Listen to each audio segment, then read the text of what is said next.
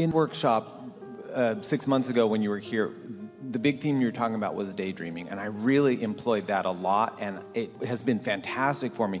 Is that a way of calibrating as well in these Esther's periods? friend recently reminded her of a story that we used to tell about a cruise they took through the Panama Canal. And it was so fun to see because their big ship sailed into a lock, into a little ship jail.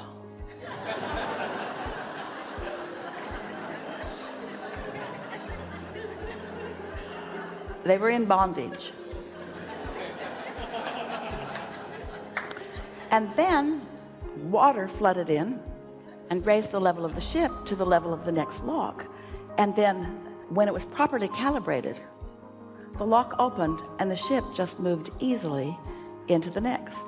And then the door closed and they were in ship jail again, in bondage, while they calibrated upward. And then the lock opened and they sailed over again. So we like that analogy so much because here's, for example, the level of your inner being. And you may be on your way up. So as you meditate and join the frequency of your inner being, then the gate opens and what your inner being is about flows right into you, or what you are about flows right into that. In other words, now you are one and the same. And so sounds like chill just a little bit, like the ship isn't freaking out because it's in this temporary bondage. It's just allowing the process. That really is the point that we are making, and we're happy that you articulated it so well. Rather than calling it bondage, we're playing with you and mocking you.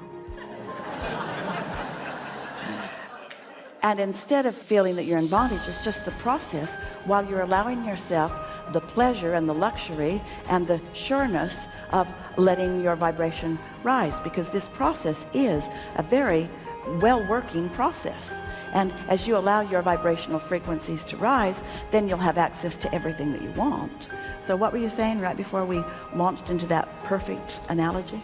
I don't exactly remember. You don't remember because it was a frequency that no longer exists, because the story calibrated you to a place that you can't remember it. You know, I'm having so many experiences of everything working out for me, as you say, like, and I'm calibrated to that so much more on a level of knowing now that it's working out. It's, you know. We say it all the time, let the universe surprise and delight you. And Esther would say, well, I get how I can be delighted, but I don't get how I can be surprised. If I'm the deliberate creator of my experience, why are there surprises? And we say, because of timing and because of the bigness and because of the plethora of things that can occur all in the same moment.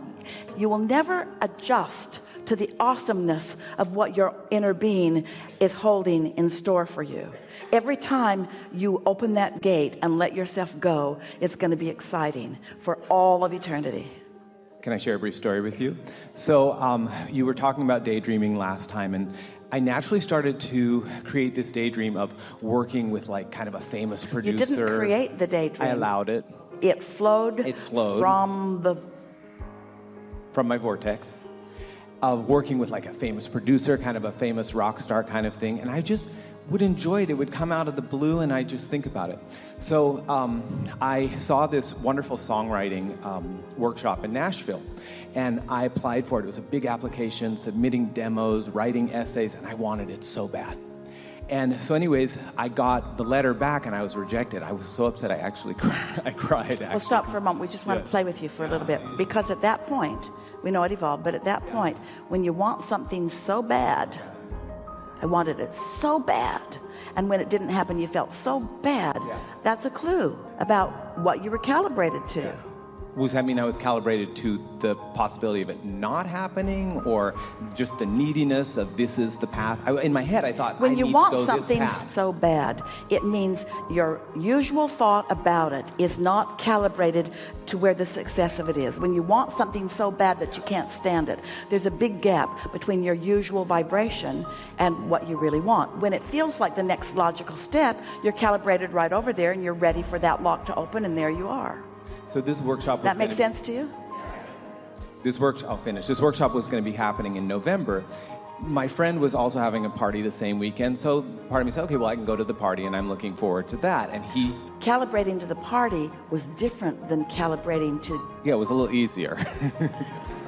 Because it didn't have so much, I didn't invest so much in it. Yeah, let's not talk about why. We want you to focus on how it felt, not the reasons that it felt how it felt. You see what we're getting at? In other words, you were easy with that, and then what happened? So and he always likes me to play at his party, so I bring my guitar. So anyways, I go there, I walk in, and there's a rock star. And one that was just like, when I saw him, I'm like, oh my, I can't believe this guy is here. And if I had to think about it, if you said, you're going to audition for this guy, I would have been so nervous. But it just, all of a sudden, the whole experience of getting rejected from the thing and being able to go to the party, and the rock star that I've been daydreaming about is sitting in the party. And I start playing my music, and afterwards he comes up to me, he wants to know my name, and this is incredible, your music needs to be out in the world. So when we say to you that your inner being knows where you are in relationship to what you want, and knows where your pockets of resistance are, and will guide you around your resistance right to what you want, once you know that, doesn't it make you sort of... It's working out for me. It's chill? Like, wow. So anyways, it was the experience really that changed my whole awareness of everything's working out for me. You know? It was just my daydream manifest. That's a point that we often make with all of you, that words don't teach. It's life experience that teaches. But when you have listened and felt and allowed yourself, by your willingness to play in any environment that helps your vibration to rise, and then you are able to make the association between the difference in your frequency and what happened next, now you've got it. Now you've got it. It's not about action. It's not about other people. It's only about what you've got going on and how you feel. And how you feel is only about your vibrational relativity, thank you, Einstein, to who you really are and what you really want. Well, you are the best teacher, and you're my teacher, and I thank you. And you are the experiencers of life and the calibrators that cause the expansion that we become one with, and then we hold the signal so that you can come there too, to what you have created. Really good time for a segment of refreshment.